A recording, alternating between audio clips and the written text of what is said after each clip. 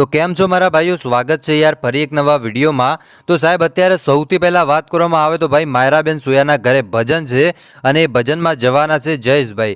જી બિલકુલ, હવે જોવાનું તો એ છે કે જ્યારે જયેશભાઈ જશે ત્યારે શું એમની હાલત થશે અને શું જયેશભાઈને લોકો મેણા મારશે કે પછી આવેદને નહીં આપે કે તમે આવજો એવું આમંત્રણ પણ નહીં આપે કે શું પછી એવું થશે કે જયેશભાઈ જશે ને શ્રદ્ધાંજલિના ગીતો ગાવશે।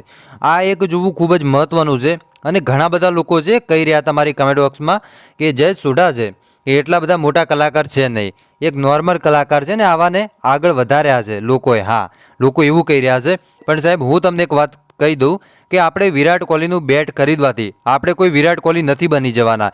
એમ આ સોશિયલ મીડિયાની અંદર ઘણા બધા કલાકારો છે, પણ સાહેબ ગાયને કોઈ મોટું કલાકાર નથી બની જતું, પણ એની અંદર ટેલેન્ટ હોવું જોઈએ સાહેબ। જી બિલકુલ, આ ઉદાહરણથી તમને ઘણું બધું ખબર પડી ગઈ હશે। ચાલો મારા ભાઈઓ વિડીયોની શરૂઆત કરીએ છીએ। વિગતવાર માહિતી તમને વિડીયોની અંદર દેવાનો છું, એટલે ખાસ તમે વિડીયો છેલ્લે સુધી જોતા રહેજો। આમ તો આપણે સૌ લોકો જાણીએ છીએ જયેશભાઈને, એમના પરિવારને, એમના માતાને, પિતાને બધાને આપણે જાણીએ છીએ, પણ સાહેબ શું તમને ખબર છે કે જયેશ સોઢાના લીધે આવું થયું છે?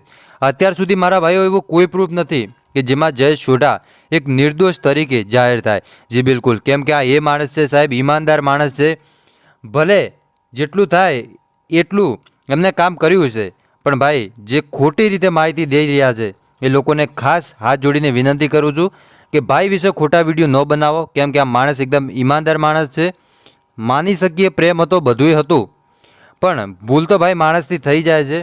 હવે ભૂલ થઈ છે કે નથી થઈ એ હજુ સુધી કોઈ સત્તાવાર વિગતવાર માહિતી નથી મળી, પણ વાત કહી દઉં છું તમને કે માયરા સોયાના ઘરે મિત્રો ભજન છે ને ભજનમાં જવાના છે જયેશ સોઢા। હવે ક્યારે ભજન છે એ કોઈ માહિતી નથી, પણ આટલી માહિતી મળી રહી છે સોશિયલ મીડિયા થકી, એટલે આ માહિતી સાચી પણ હોઈ શકે ને ખોટી પણ હોઈ શકે છે, જેથી કરીને તમારે ખાસ નોંધ લેવી। તો બસ આજ માટે ભાઈઓ આટલી જ માહિતી રાખીએ છીએ, મળીએ છીએ નવા વિડીયોમાં। ત્યાં સુધી બધાને જય માતાજી, જય દ્વારકાધીશ।